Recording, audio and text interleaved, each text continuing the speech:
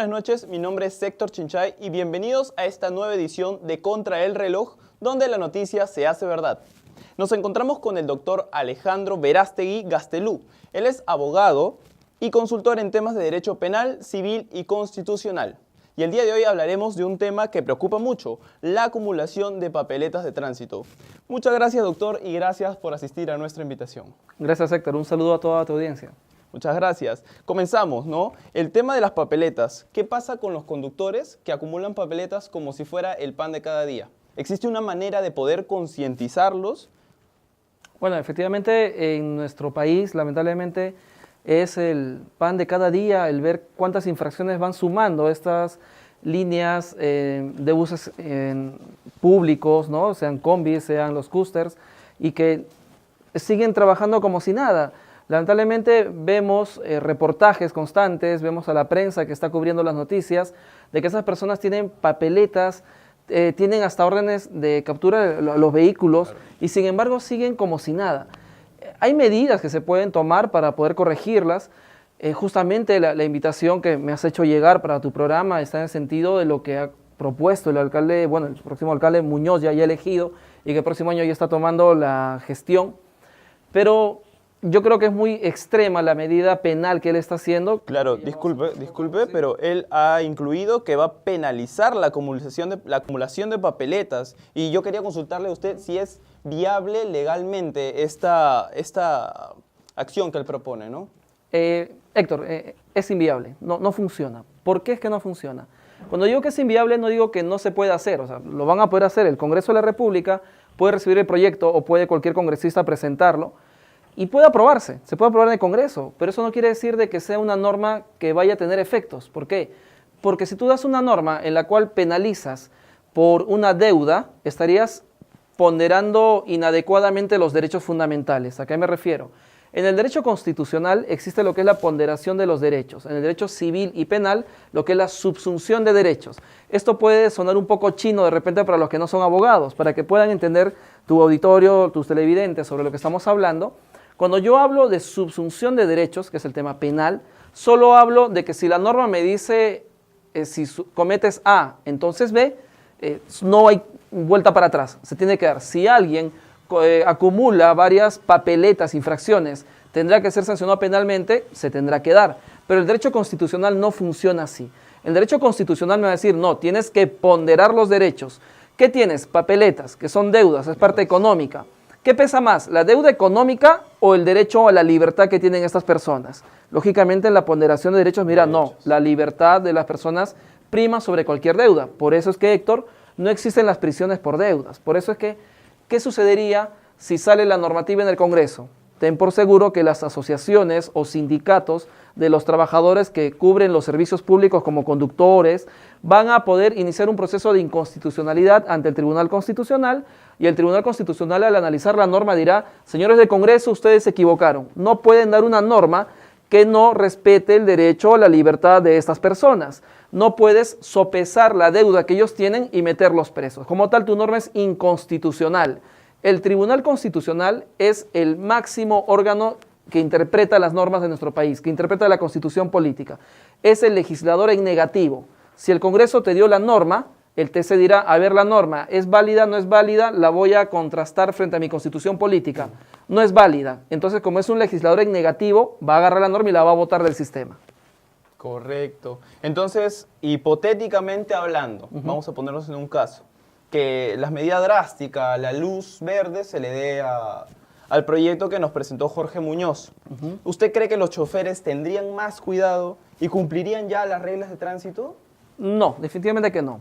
Héctor, el tener normas con mayor grado de eficacia, con mayores sanciones, no te indica de que la gente de repente no va a cometer delitos, no va a cometer faltas, no va a cometer infracciones.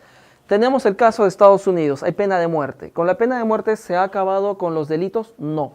La humanidad ha tenido por años delincuentes, violadores, diferentes tipos de delitos, pero no se han erradicado. Y la pena de muerte, que fue lo más grande, lo más grave, que pues aniquila la vida de cualquier persona, no te asegura de que los delitos desaparezcan. Entonces, tener penas mayores tampoco te asegura que los choferes de repente empiecen ahora a manejar adecuadamente y ya no van a infringir. ¿Por qué?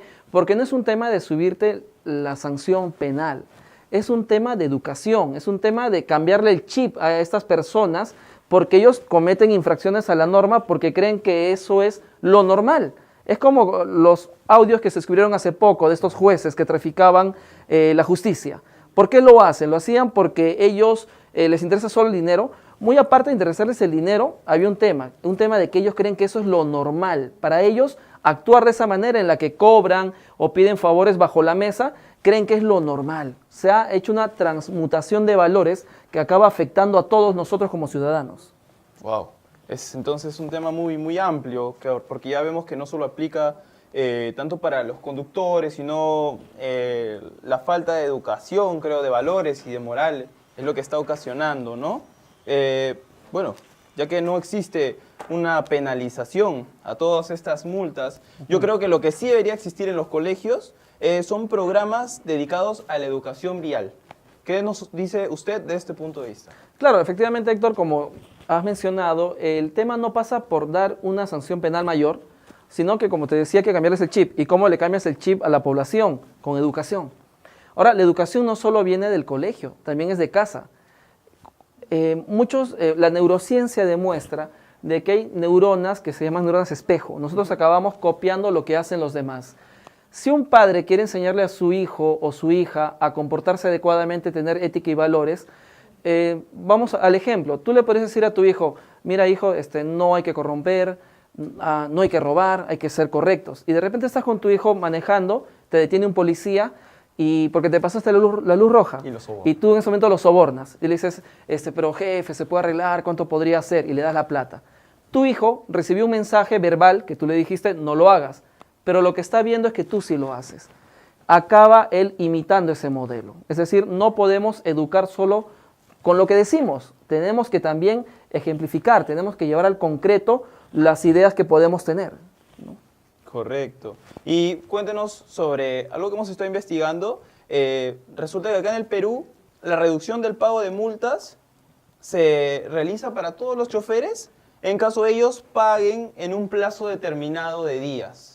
Si ellos les imponen, por ejemplo, una multa por haber atropellado a una persona, lo cual también ya creo que entra en ámbito legal, juicio y todo ello, pero si pagan una multa dentro de un determinado proceso de días, por ejemplo, 6 días, la multa se le reduce a menos, incluso el 50% a veces. Sí, estamos hablando netamente de las infracciones de tránsito, que son las multas que tiene. Sí, si tú pagas a los días siguientes de haber cometido, se te reduce enormemente la deuda. Pero no se aplica a todo. No se aplica, por ejemplo, si tú atropellas a una persona, ahí no hay esta facultad. Si tú excedes el límite de velocidad, tampoco existe el reducirlo. Tienes que pagar completo, ¿no? Entonces, vemos que esta facilidad de pago se da para otro tipo de infracciones, las más simples, no las que han expuesto la vida de una persona. Si tomamos el ejemplo de aquel que atropelló a alguien, ahí no estamos hablando solo de una falta al código de tránsito, no, estamos hablando de un delito y estamos hablando de un tema netamente penal. Si mató a la persona, estás hablando de un homicidio. Efectivamente no tuvo la intención, yo no lo quise atropellar, yo no busqué, ok, pero igual es un homicidio. De repente no es doloso porque no hubo intención, pero sí es culposo. Igual tienes que asumir tu responsabilidad.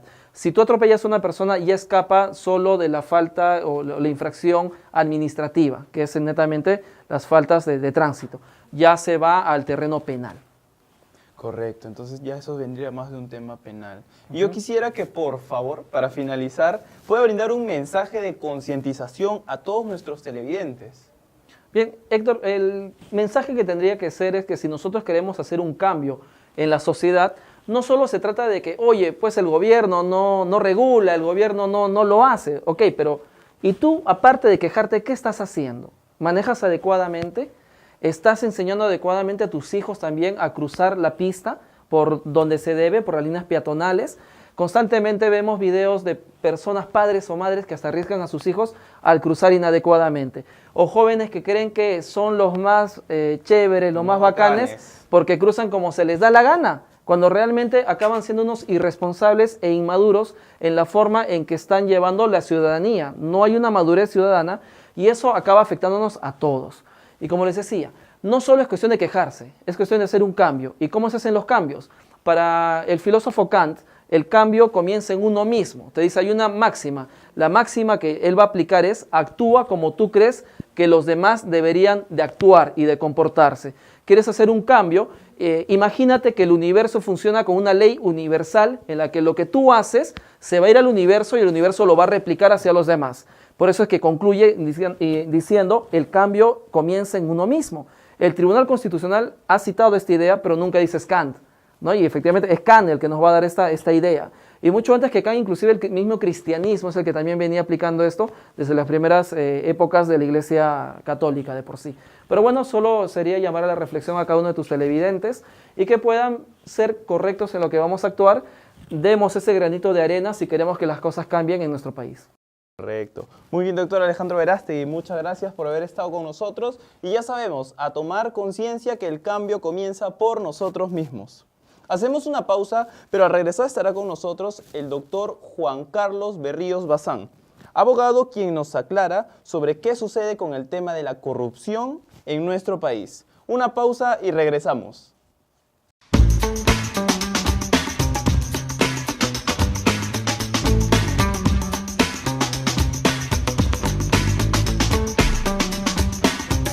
Ya estamos de regreso en Contra el Reloj y ya se encuentra también con nosotros el doctor Juan Carlos Berríos Bazán, quien es abogado, y con él trataremos un tema que en estos últimos días se ha consolidado como la primera preocupación nacional, lo cual es la corrupción. Gracias, señor Juan Carlos, por estar aquí con nosotros. Buenas noches, Héctor. Muchas gracias por tu invitación a tu programa. Mira, para empezar, quisiera recordar el discurso presidencial que hizo nuestro actual presidente, ¿no? Donde decía: seremos implacables en la lucha contra la corrupción, denunciaremos a quienes se tenga que denunciar y para ello pido a los ciudadanos que denuncien. No hacerlo nos convierte en cómplices. ¿Qué opinas tú acerca de esto? ¿Cómo cree que el gobierno se está tomando este tema? Bueno, ante todo, con las palabras del señor presidente de la República, lo veo un poco muy acaparador en decir que las personas somos cómplices al no denunciar. En el término en que nos ponemos a suposición de las personas, ¿por qué la gente no se pone una denuncia cuando hay un robo o un asalto, cualquier cosa? La mayoría cuando consiguen tener un asalto y se van de frente ante los términos policiales y ponen la denuncia, se dan cuenta que es un acto inhumano porque nadie actúa ante ellos. O sea, los dejan que pase. Lo mismo por lo que me doy cuenta de que supuestamente quiere que haya un cambio con las personas y no va a haber ese cambio porque no tienen el apoyo, ante todo, del Estado. Claro, el cuerpo policial entonces no reacciona como se debe. Cuando uno va y presenta una denuncia, simplemente se siente rechazado, marginado. Aparte de ser exactamente como tú dices, Héctor, es marginado. Y el efectivo policial siempre se da a la que, bueno, ya veremos tu caso, y lo dejan ahí. Ahora el financiamiento de las campañas electorales se da por una ambición de poder, convirtiéndose en uno de los motivos más grandes de la corrupción en nuestra nación. Entonces, ¿qué me dice? ¿Se diría que la corrupción es efecto de los malos diseños de una política pública? Bueno, Héctor, en el tema del financiamiento político ante las campañas electorales, nos podemos dar a notar que es más por el goce de haber de lo que les pueden dar para poder formalizar su campaña.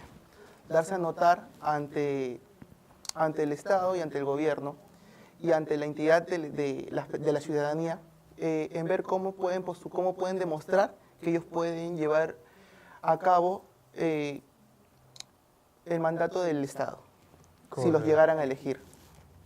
Y te hago una pregunta, ya que acá no sabemos muy bien, ¿no? Con referente a las donaciones monetarias que se hacen los diferentes partidos políticos en las etapas electorales, ¿existe la posibilidad de registrar el nombre o empresa que está haciendo este depósito? Claro que para que exista más transparencia y no haya malas interpretaciones de fondo.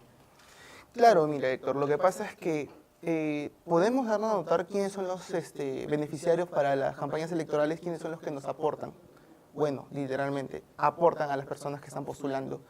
En este sentido, podemos dar a notar, como hemos visto en varias ocasiones, o actualmente la ocasión que Odebrecht ha salido bastante a la luz con bastantes candidatos a la presidencia, que ha sido uno de los factores que ha podido dar más dinero a cada uno de ellos, como sabemos hoy en día.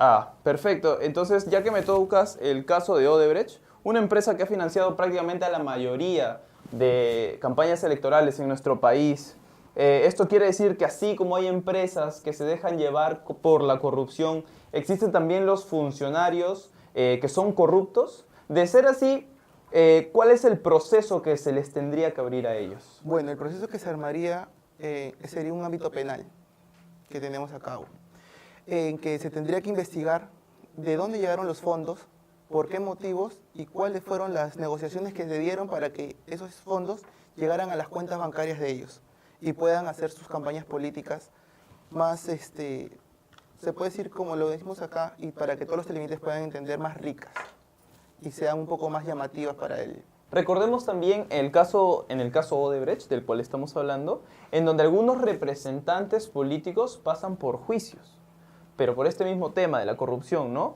El problema aquí es que esto no nace en Perú, sino que viene desde Brasil en un arrastre en el cual los fiscales de allá hicieron correctamente su trabajo dentro del marco legal y nos dieron pase a comprender que Odebrecht no estaba haciendo las cosas bien. Entonces, ¿qué pasa con esto? La corrupción acá en Perú es tan grande que nosotros como país no podemos luchar contra ella, no podemos descubrir quiénes son los que lavan dinero en nuestro país. ¿Qué está pasando con ello? En el tema que estamos ahorita hablando, Héctor, de Odebrecht, lo tenía más a cuenta Estados Unidos el 29 de diciembre de 2016, que todo se dio a la luz en el extranjero. Cuando llega Odebrecht al Perú, que es en el 2005 al 2014, que tenemos entendido, ella llega con 29 millones de dólares, ¿ya?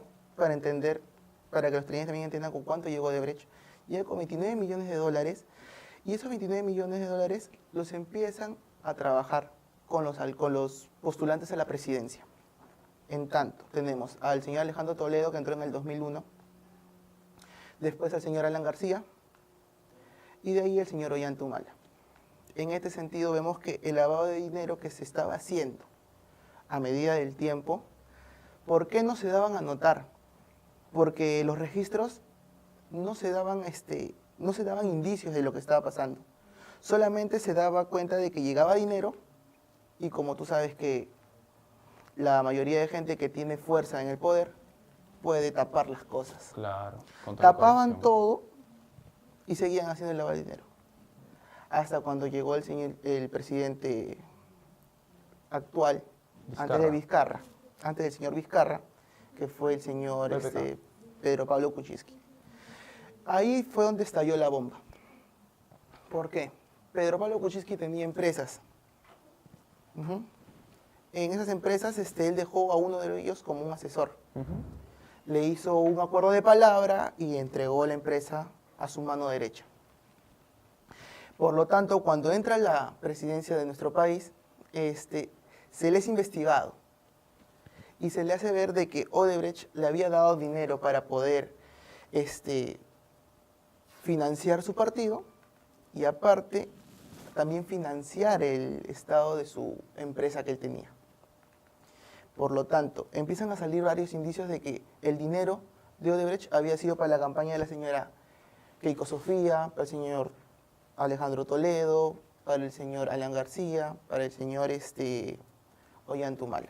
Correcto. Entonces, ahorita, ¿qué nos podrías decir sobre el asilo político que está pidiendo Alan en Uruguay? Mira, al parecer ahorita con el asilo político de Alan García, se me hace una pregunta muy absurda para el juez que le ha dicho que le ha prohibido la orden de salida. ¿Por qué? Porque en realidad el señor Alan García es una persona que no está siendo juzgada. ¿Entendido? Claro. Solamente él es una persona que está dando su declaración. O sea, es un, ¿cómo se dice la palabrita esta? ¿Testigo? Claro, un testigo protegido ante el Estado, porque él sabe muchos indicios y como lo dijo en en la prensa, cuando estaban conversando en el juicio, sacó su papel mostrando cuáles eran los indicios por los cuales él también quería dar su punto a notar, pero en el punto que ellos decían, la señora jueza le dice, por favor, guarde su papel, que usted no tiene nada que ver con el ver, sino denos su opinión de lo que usted recuerda. ¿Y qué pasaba si Keiko pedía lo mismo, un asilo político? Lo que pasa es que Keiko Sofía era muy difícil que pida un asilo político, Héctor, porque era una persona que estaba siendo acusada por el trámite de Odebrecht, mientras que tanto, si nos podemos hablar, Alan es un testigo, no un acusado. A ella no le podían haber dado el avenimiento de asilo político, por los dos motivos, que está siendo juzgada por lavado de dinero y lavado de activos en su país, y en el segundo lugar, por lo mismo que está teniendo un trámite judicial. Correcto. Entonces, ahora para que se combata finalmente la corrupción en nuestro país y existan unas elecciones ordenadas y transparentes, ¿qué crees que debemos hacer para que los ciudadanos puedan confiar en nuestros candidatos? Para que ellos vayan el día de las elecciones a sufragar de una manera no por obligación, porque tienen que pagar la multa y ya. Y elegimos a cualquier persona que quizás nos prometió oro y moro, como se dice, y al final no lo va a cumplir. ¿Qué hacer con esto? ¿Cuál crees que debe ser la solución para este tema? Mira, Héctor, en ese sentido, disculpa mi cara de risa, pero en ese sentido es que lo que pasa es que los ciudadanos de nuestro país son unas personas que no son unas personas muy simplificadas mentalmente para tener una decisión por ellos mismos. Es como que yo cuando he ido a votar varias veces he escuchado a las personas, ¿por quién vas a votar? ¿Por quién vas a hacer? ¿Para ti quién es el mejor candidato? Se dejan guiar por otras personas y no tienen su libertad de expresión por quién voy a votar yo. Si yo quiero ir por Alan García, voto por Alan García. ¿No? ¿Tú qué opinas? Claro. Entonces, la mayoría de gente tendría que tener bien puesta su voto, ver el plan que se tiene que ejecutar y cuál es la persona que tú ves más estable para el Estado y que pueda tener un ámbito de liderazgo para nuestro país. Y con todo lo que hemos hablado, creo que también sería bueno que declaren públicamente, quizás hasta donde se pueda, los contribuyentes de sus campañas, ya que estamos viendo que tanto ha sido un tema oculto o quizás que la población no le ha prestado la atención necesaria, que ahora vemos que gracias a Odebrecht o quizás demás entidades corruptas, hemos recibido lo que es dinero proveniente de muchas cosas hechas para mal, ¿no? Bueno, ¿qué más te puedo decir? Esta situación, ¿tú crees que cambie si tomamos de una vez todos como sociedad, unimos fuerzas y pedimos que las cosas se esclarezcan? Ante todo, la sociedad tiene que ponerse clara en lo que está pasando en el país, en primer lugar. Al tanto de darse cuenta de lo que está pasando en su país, no pedir, sino cambiar también ellos mismos. Porque si tú no cambias, tu país no cambia. En el término en que si tú ves a los presidentes, a los postulantes a la alcaldía, a todos, ninguno de ellos es una persona que viene por el ámbito de querer cambiar nuestro país, sino por el ámbito de ganar el dinero que está propuesto ahí. Bueno, ojalá cambie esta situación y despertemos de una vez, ya que tenemos que entender que este problema no nos afecta a una sola persona, sino nos afecta a todos como sociedad. Muchas gracias, doctor Juan Carlos, por su tiempo y pues está más que invitado para una próxima entrevista. Muchas gracias, Héctor. Hacemos una pausa, pero al regresar nos visita el señor Félix Martínez, economista y laborador del Banco Central de Reserva, quien nos aclarará sobre cómo vamos en la economía de nuestro país. Una pausa y regresamos.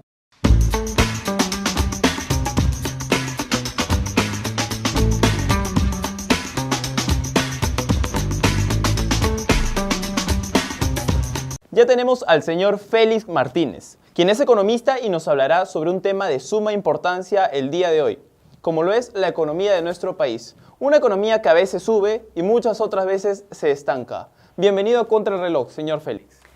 Gracias por la invitación. Un saludo a todos los televidentes. Muchísimas gracias. Para comenzar, y desde su punto de vista, ¿cómo se encuentra nuestra economía actualmente? Bueno, la economía peruana es una economía que está ligeramente frenada tanto por factores externos como por factores internos. Entonces, en ese sentido, el Estado tiene que tomar medidas para tratar de solucionarlos.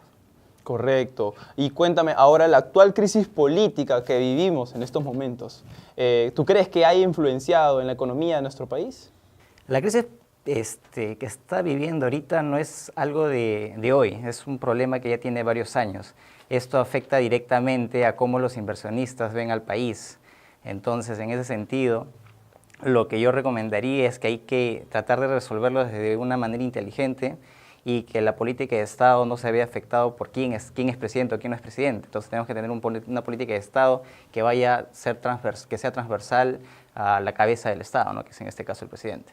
Ok, y en caso desde tu punto de vista, ya que has tocado el tema de los inversionistas, ¿tú crees que ellos vean al Perú como un buen lugar para poder traer su dinero y confiarlo?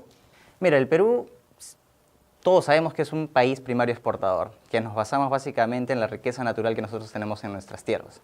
Ahora, cómo nosotros podemos explotar esta riqueza que nosotros tenemos ya depende de nosotros.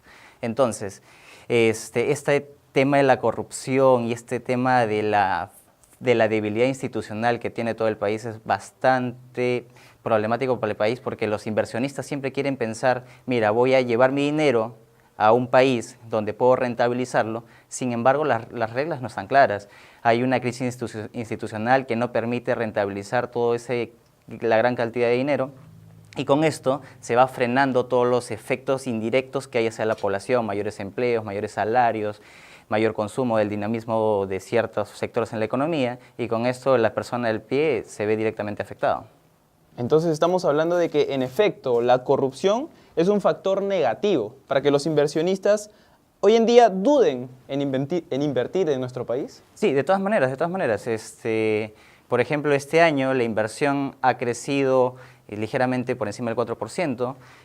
Para el próximo año tenemos grandes proyectos mineros como el proyecto Quellaveco en Moquegua, la parte de construcción también por los Juegos Panamericanos. El primer semestre va a estar bastante dinámico porque tenemos que cumplir una serie de requisitos con los estadios y estas cositas que tenemos que construir para cumplir los requisitos y llevarlo de mejor forma a estos proyectos. Va a estar bastante dinámico.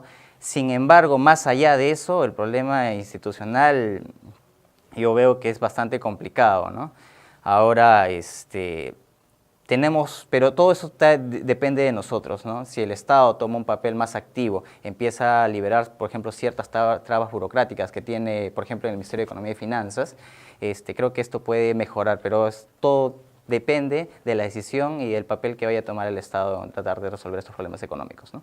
Claro, la corrupción entonces es una de nuestras debilidades. Pero dejemos a un lado ahora las debilidades y hablemos de, en estos momentos, ¿cuáles serían las fortalezas de nuestra economía? Este año estamos proyectando más o menos que la economía crezca un 4%, el próximo año también un 4%, sin embargo esto es un poco menor al nivel que el país debería crecer. Sin embargo, para rescatar cuáles son las fortalezas en este momento a nivel sectorial, la minería y la construcción, como les mencioné, tienen un gran aporte.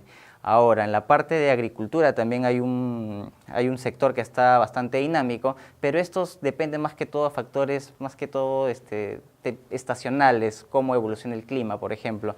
Este año no hemos tenido ningún problema climático como el año pasado, del 2017, donde tuvimos el problema del fenómeno del Niño.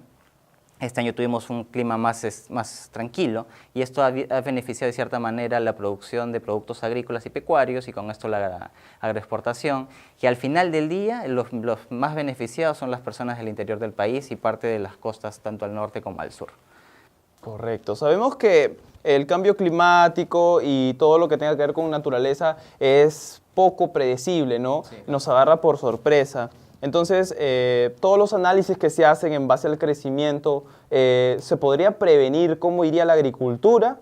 ¿O únicamente se hace un prospecto y de acuerdo al desenvolvimiento ya de lo que pase conforme a estaciones y a clima, se va viendo cómo se acomoda todo? No, en el tema agrario, sí, muchas veces dependemos básicamente del tema agrícola. El tema agrícola, como se dice, 100%, no, un 80% secano. ¿Qué cosa significa esto? Que dependemos de las lluvias. Sin embargo, lo que falta ahí tratar de mejorar es un poco de poner material intensivo, capital intensivo, y tratar de que la agricultura sea de cierta manera independiente de los temas climáticos, con mayor inversión en innovación, mayor equipos, mejoramiento. Entonces, en ese sentido hay una amplia gama por cuál desarrollarse, sin embargo no hay las inversiones necesarias. Los inversionistas de otros países lo ven poco rentables, se van más que todo a minería y sectores donde hay una alta rentabilidad porque el precio de los commodities están bastante altos y con esto genera una mayor rentabilidad para ellos. Pero si uno les explica bien a un inversionista, estamos en una materia bastante incipiente en el tema agrario, se le puede enseñar de que hay una enorme rentabilidad. Obviamente implica una alta inversión inicial, que es lo que básicamente a veces desalienta a un inversionista en invertir en estos temas, pero si a uno se le explica cuál es el proyecto, cuáles son los planes, cuáles son las etapas que se tienen que seguir, de todas maneras es bastante viable para ellos, ¿no? Entonces todavía es una manera viable. Correcto. Muchas gracias. Y de pregunta te quiero hacer, ¿tú crees que sería un buen momento para que un emprendedor peruano en estos momentos establezca un negocio propio? De todas maneras, siempre es el momento siempre es adecuado. Solo depende de que este empresario o este emprendedor peruano, que por lo general podremos caracterizarlo como una persona que tiene poco nivel de ingreso o poco capital respecto a las grandes transnacionales, tomen decisiones inteligentes. ¿A qué llamamos decisiones inteligentes? A que primero vean a qué mercado quieren entrar y analicen el mercado, si es que hay competencia, no hay competencia, cómo podrían afrontar esa competencia y sobre todo tratar de ser diferentes en el mercado. Creo que la diferenciación de un emprendedor, de un empresario que entra en un mercado es la clave del éxito para poder recuperar y generar ingresos y con esto generar más empleo para todos los peruanos, que básicamente el empleo está creciendo, pero no tanto por la parte privada, sino por la parte del emprendimiento del mismo peruano, esa idiosincrasia que el peruano tiene, eso es lo que está llevando a que nuestro país, dada todas las limitaciones y todos los problemas que tenemos, que sigamos creciendo a un paso lento, pero creciendo al final del día. Correcto, eso es lo que estamos buscando. Cuéntame, ¿existe como economista, existen algunos proyectos para emprender que el otro año sean viables, o sea, que se pueda decir que tengan un alto grado de producción, un alto grado de ganancias para algunas personas? Hay un pequeño problema, ¿no? El problema es de la formalización de las pequeñas y medianas empresas. Entonces, han habido bastantes intentos, parte de este último quinquenio, en tratar de romper ciertos... Lo que pasa es que los empresarios, cuando quieren formalizarse, se ven atados con muchos impuestos, muchas normas, que tienes que cumplir esto, y eso los desincentiva y se vuelven informales. Entonces, hay que romper ese nudo, y entre uno de esos nudos era teóricamente lo que se llama el plan de diversificación productiva. ¿Qué trataba de hacer este plan? En todo lo que es manufactura no primaria, zonas intensivas en capital humano, o sea, el empleo directo para las personas de pie, tratar de romper esas trabas para que las personas puedan invertir en esto y de cierta manera los empleados puedan ser fácilmente, que los puedan contratar. Sin embargo, eso todo parte de la disposición del Estado. Si es que quiere hacerlo o no quiere hacerlo, hay más trabas burocráticas, legales, que desincentivan esto. Para el próximo año, la manufactura no primaria, que son textiles y estas cosas que se producen en las pequeñas empresas, se avisora un crecimiento mayor al último quinquenio. ¿Por qué? Porque este último quinquenio se ha tratado de hacer muchas reformas, pero eso toma tiempo. Y recién vamos a cosechar lo que se ha hecho hace varios años.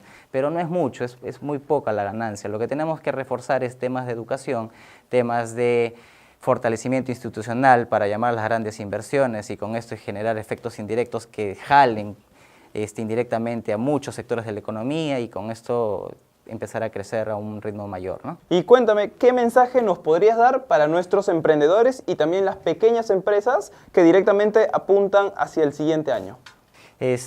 Una característica de las pequeñas empresas es que estas pequeños o emprendedores le falta un poco el nivel del capital. Entonces, por lo general, estas empresas recurren al sistema bancario a solicitar préstamos. Entonces, el primer consejo que se le puede dar a estos emprendedores es que si te vas a endeudar, que sea en soles. ¿Por qué? Porque tus ingresos van a ser en soles. Entonces, ¿qué pasa si un emprendedor se endeuda en dólares y el tipo de cambio empieza a subir? Significa de que vas a tener que pagar más soles por la misma deuda. Entonces, el primer punto inicial es que cuando estás fondeando para empezar tu nuevo proyecto, lo hagas en soles. Entonces, y segundo, siempre tenemos, como te lo puedo volver a repetir, es que siempre tenemos que analizar el mercado. Tenemos que analizar y sobre todo buscar que tu producto sea diferente, que sea el producto que llame la atención. Siempre hay ideas innovadoras, todos tenemos una parte innovadora en nosotros, hay que saber explotarlo y con eso y con un conjunto de medidas podemos, creo que, llegar a un buen puerto. Entonces, ese sería mi principal consejo. Genial, Félix. Ha sido un gran consejo. Entonces, llamamos al Estado a que ayude primero a lo nuestro, ¿no? Porque como peruanos buscamos crecer. Esperemos que esta economía crezca más y que tomemos decisiones inteligentes, como nos ha comentado Félix, ya que todos estos temas que sean factores de estanque, como lo venimos viendo, sean aclarados de una vez, para que así también tengamos muchos más inversionistas que apuesten por nuestro país. Muchas gracias, señor Félix, por haber estado aquí y lo esperamos en otra oportunidad. Gracias a ti por la invitación. Hasta luego. Esto es todo con el programa de hoy. No se olviden de visitarnos en nuestra página web www.contraelreloj.p. Que tengan un muy buen fin de semana y muy buenas noches.